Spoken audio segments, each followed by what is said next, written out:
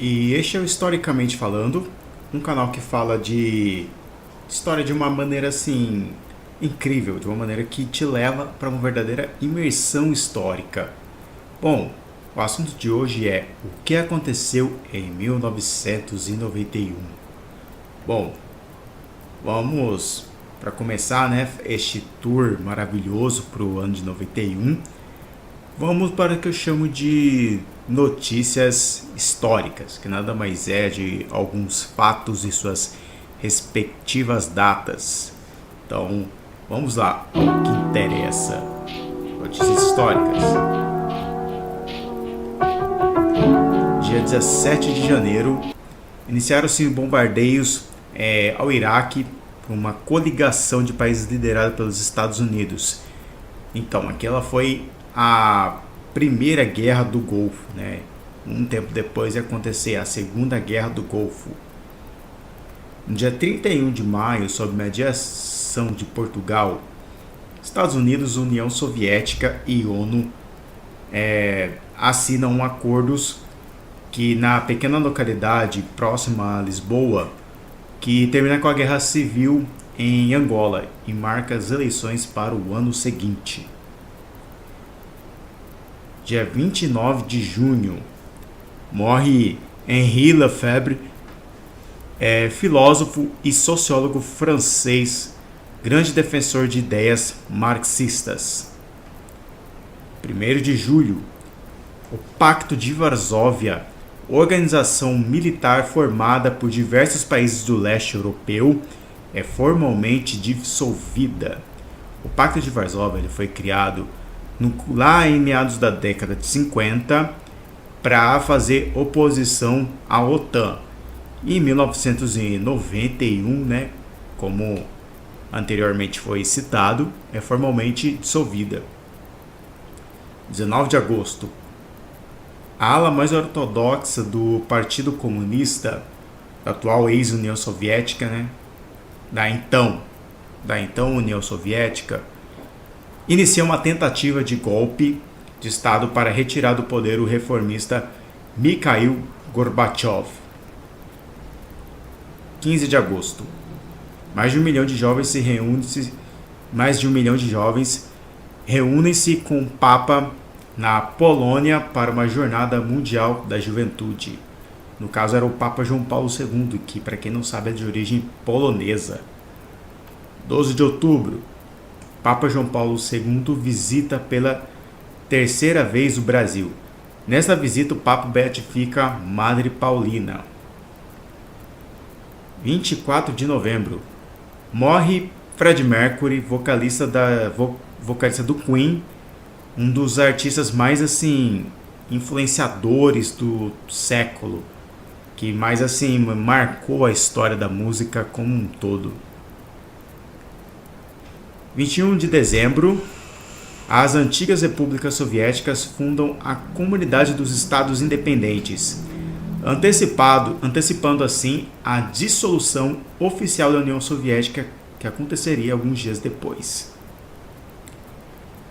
31 de dezembro de 1991, Mikhail Gorbachev ele anuncia a sua renúncia ao cargo de secretário-geral do Partido Comunista, e com isso ele também anuncia de maneira oficial o fim da União Soviética.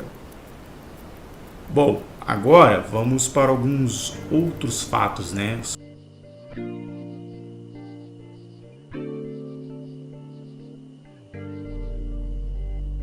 Eu quero primeiro salientar uma banda que gosto muito, que este lançamento, por mais que ele não teve uma grande explosão de sucesso na grande mídia, ele é muito relevante para a música pesada, que é o Paradise Lost Gothic. Por que ele é relevante? Porque é o seguinte: o Paradise Lost, eles são conhecidos por serem os pais do Gothic Metal. E neste álbum tem duas razões para ele ser chamado por isso. Primeiro, o próprio nome do álbum, né, Gothic. Segundo, que eles, pelo menos nas guitarras, eles misturaram Sisters of Mercy com death metal, que é uma característica muito forte do estilo. E outra, a primeira banda a fazer algo que no meio do metal é conhecido como Beauty and the Beast, que é vocais femininos mais delicados e doce misturado com vocais guturais mais agressivos. Agora vamos a alguns lançamentos que abalaram o mainstream daquele ano.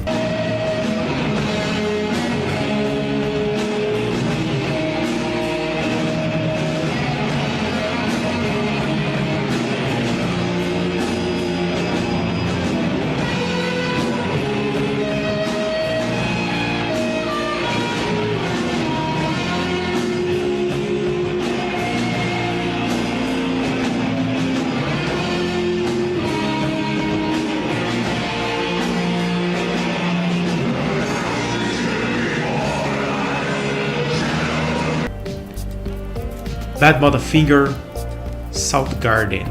Soundgarden já veio de dois lançamentos bem interessantes na década de 80, né? Eles são de Seattle, liderado por Chris Cornell, saudoso Chris Cornell, primeira banda dele. E este é um dos lançamentos mais pesados e que deu um baita sucesso comercial para a banda. E tem músicas como Outshine e Jesus Christ Pose. No entanto, ele poderia ter um pouco mais de sucesso se não fosse o fato de que poucos dias antes do seu lançamento, mais ou menos em setembro, foi lançado o Nevermind do Nirvana. Só isso, né?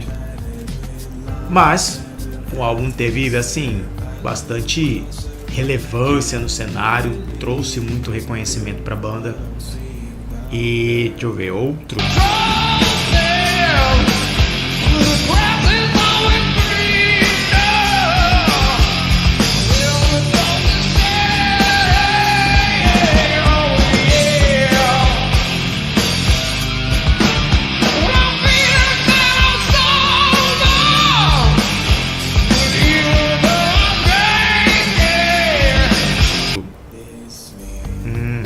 Damn, Pearl Jam. Este álbum foi lançado um pouco antes do fenômeno, né, o já citado Nevermind. No entanto, diz a história, né, que ficou parado um bom tempo nas prateleiras, não chegou de vender tão bem assim a princípio. Graças ao fenômeno, né, do trio de Aberdeen, né, liderado por Kurt Cobain, eles começaram a alavancar um pouco mais a carreira, né? Ter um pouco mais de sucesso. Lembrando que daquele ano também foi lançado o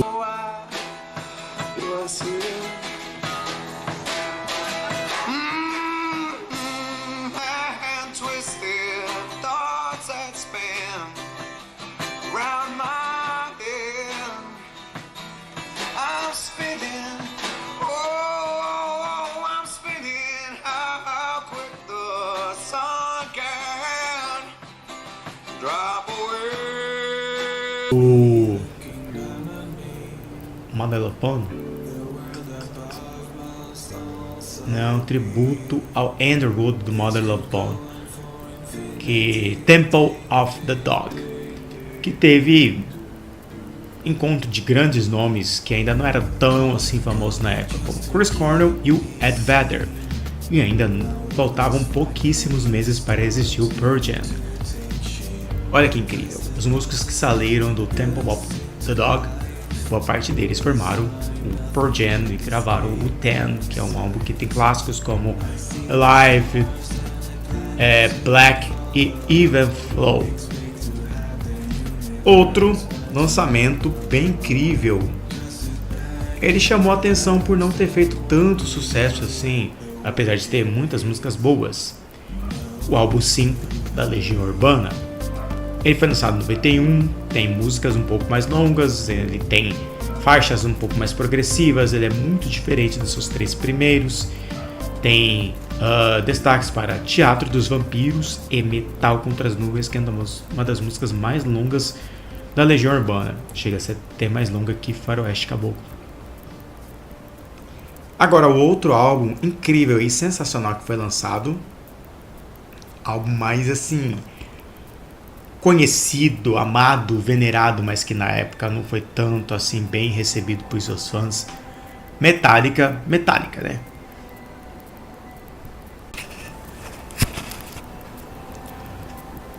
Bom, Black Album. A princípio ele não foi tão bem assim recebido pelos fãs do Metallica. Na verdade, ele foi até detestado por alguns. Mas mesmo assim, as suas vendas foram enormes. Foi um baita sucesso. Tanto que, olha que incrível, o Metallica foi uma das bandas que, junto com o Pantera e o AC/DC, tocou no Monsters of Rock em Moscou, pouquíssimos meses antes de ser declarado o fim oficial da União Soviética.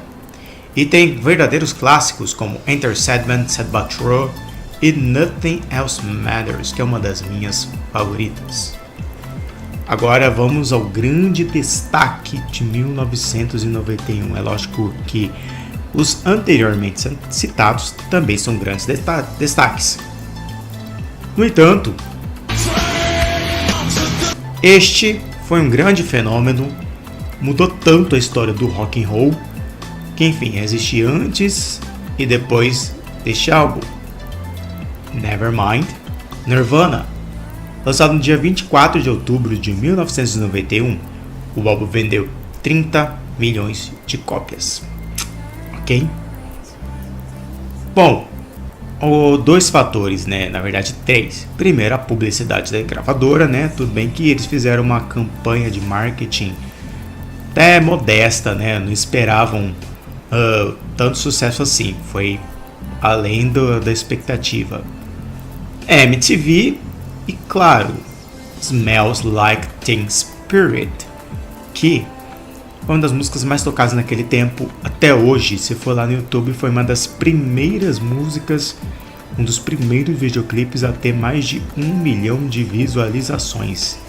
Ou seja, até hoje este clipe está entre os campeões de audiência do streaming. Realmente foi um grande fenômeno, ao ponto de dar visibilidade para alguns artistas que venham daquela mesma vibe Seattle, grunge alternativo, e tirou, ofuscou o brilho de outros artistas como Guns N' Roses, Michael Jackson e outros artistas daquela vibe mais glam metal. Outro disco que foi um verdadeiro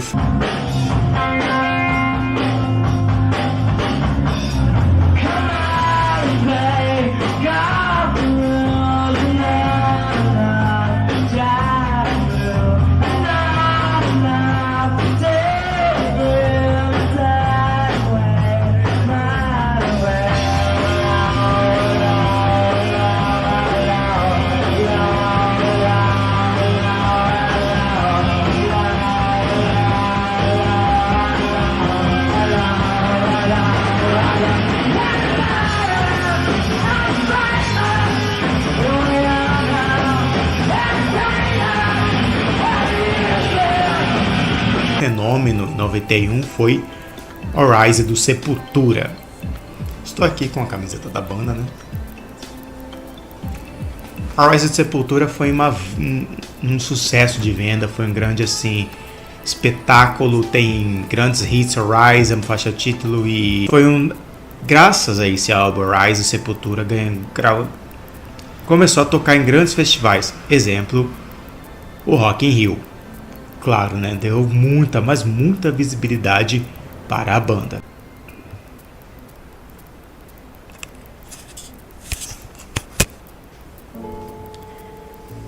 Agora vamos para um momento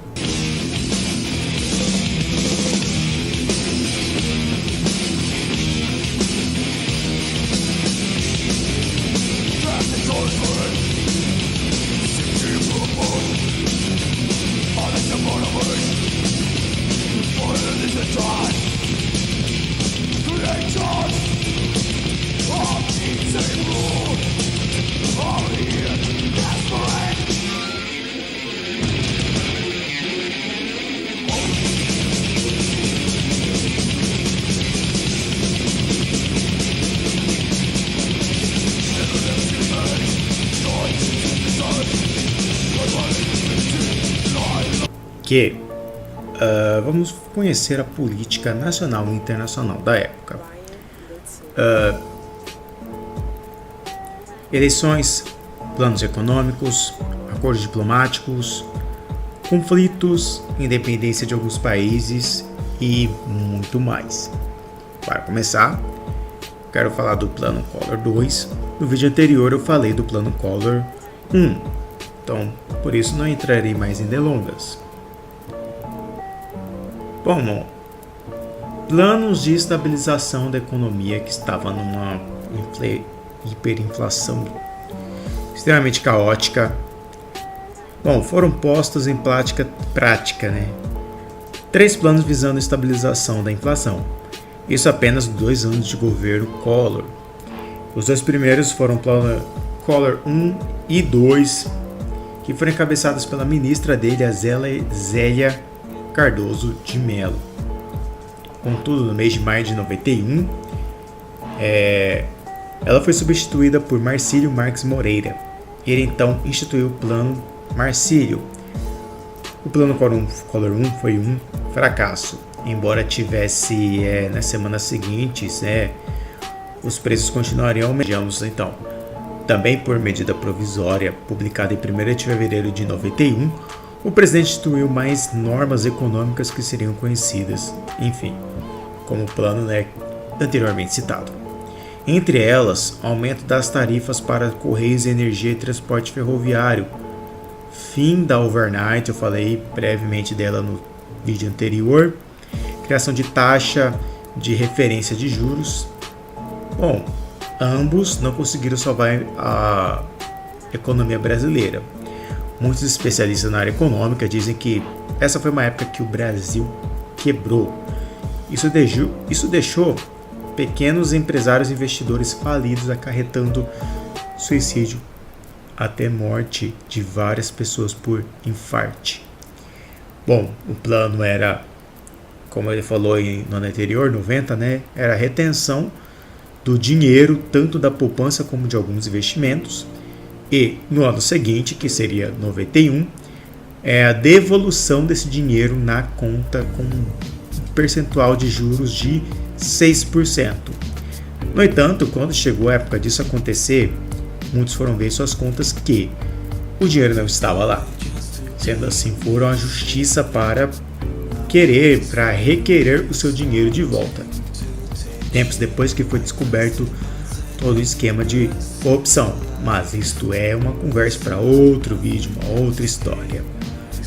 E em outro momento, de maneira um pouco mais detalhada, eu quero trazer melhor o que foi essa época, esse governo do Fernando Collor, que acredito muito que isso merece um episódio especial para explicar um pouquinho mais, para que haja um melhor entendimento. Bom, agora eu quero falar também do fim da União Soviética, que é um dos assuntos de extrema importância neste vídeo. Bom, em 1985, assume o último secretário-geral do Partido Comunista, Mikhail Gorbachev. Ele veio com algumas ideias inovadoras. Para a ala mais linhadora do partido, ele era muito manso.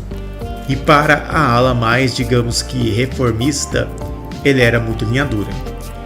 Entre algumas de suas metas e medidas governamentais, perestroika, reestruturação e a glasnost, transparência. A primeira visava modernizar a economia russa com a adoção de medidas que diminuíam a participação do Estado na economia. Glasnost tinha como objetivo abrandar o poder da intromissão do governo nas questões civis. Na esfera internacional, a União Soviética buscou dar sinais para o fim da Guerra Fria. As tropas russas que ocupavam o Afeganistão se retiraram, isso em 89, do país, e novos acordos econômicos foram firmados junto aos Estados Unidos. À toa que no vídeo anterior eu falei que em 1990 em Moscou foi inaugurado diversas unidades do McDonald's e teve um sucesso de público tão grande que Até hoje não tenho conhecimento de algum recorde desses, pelo menos em termos de público do McDonald's. Logo em seguida, autoridades soviéticas pediram auxílio para que outras nações capitalistas fornecessem apoio financeiro para a nação soviética para superarem suas dificuldades internas. Em 91 foi, como foi falado em outro momento deste vídeo, que foi formalmente encerrado o Pacto de Varsóvia. O Pacto de Varsóvia foi um acordo militar que surgiu na década de 50, poucos anos depois do surgimento da OTAN, que era o Tratado Atlântico Norte, que surgiu com o objetivo de conter a influência soviética. A União Soviética foi fundada em 1922, algum tempo depois da Revolução Russa, né? E tinham diversos países que faziam parte daquele bloco. Tinha Hungria, Romênia, a Alemanha Oriental, Albânia, Bulgária, Tchecoslováquia, atualmente a República Tcheca, e a Eslováquia, Polônia, e os países bálticos, Estônia, Letônia, Lituânia, soviético. Houve a revolta da Crimeia. Em abril de 1986 houve o desastre na usina nuclear de Chernobyl, na Ucrânia. Isso aí ajudou a desestabilizar de maneira muito forte a política e a economia soviética. Teve, como foi citado, né, a guerra no Afeganistão, que teve toda uma movimentação da OTAN para que isso acontecesse. E graças a isso, pouco a pouco, a União Soviética foi ficando cada vez mais frágil. E foi criada, né, ainda esses países que se separaram do bloco soviético, criaram a Comunidade dos Estados Independentes. Pouca coisa, poucos dias, ainda em dezembro, antes do fim oficial. E no dia 28 de setembro de 1991 teve o Monsters of Rock em Moscou. Foi um evento gratuito, aberto ao público, né? Aberto ao grande público de maneira em geral. Houve um público assim gigante, enorme, diversas pessoas lá para ver Metallica, AC/DC, Pantera e mais outros grupos. O próprio James Hetfield, o cara do Metallica, achou impressionante ver tudo aquilo de público. Deve ser demorado para processar na própria mente de que, uau, estamos tocando para um número gigante de pessoas. E, bom, há fontes que dizem que no dia 31 de dezembro, mas a outra, se eu não me engano, eu vou ver se eu encontro esse vídeo, o Jornal Nacional noticiando que foi, na verdade, no dia 26 de dezembro de 1991, foi declarado de maneira formal o fim da União das Repúblicas Socialistas Soviéticas. Um dia anterior, Mikhail Gorbachev extinguiu seu próprio cargo e renunciou. A bandeira vermelha, né, foi substituída pela bandeira da Rússia e Gorbachev deu lugar a Boris Yeltsin, que tinha ideias, digamos que mais liberais. Gorbachev, ele é muito querido entre líderes ocidentais.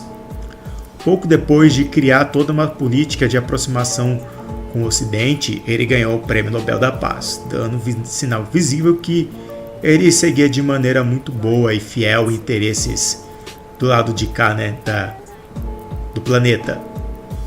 Mas, em alguns russos, principalmente aqueles que tinham um determinado apreço pela União Soviética, eles não gostaram nem um pouco de algumas medidas de Gorbachev. Tanto que alguns mais radicais, né, que gostavam daquele estilo de vida mais soviético, até hoje, eles não gostam nem um pouco do Mikhail Gorbachev. Então, a União Soviética, a Guerra Fria, deixou todo um exemplo de como que interesses políticos podem movimentar o globo terrestre de uma maneira assim que afeta milhares e milhares de vidas, incluindo a minha e a sua. É claro que eu pretendo falar de tanto de Guerra Fria como da União Soviética em outro episódio, de uma maneira diferenciada, de uma forma que pouco se é encontrado na internet. Afinal, a história da União Soviética ela já é contada com um determinado viés, com um lado, um ponto de vista que simpatiza bastante com o lado ocidental. Mas vamos ficando por aqui. Espero que tenha gostado do vídeo. Até mais. Tchau, tchau.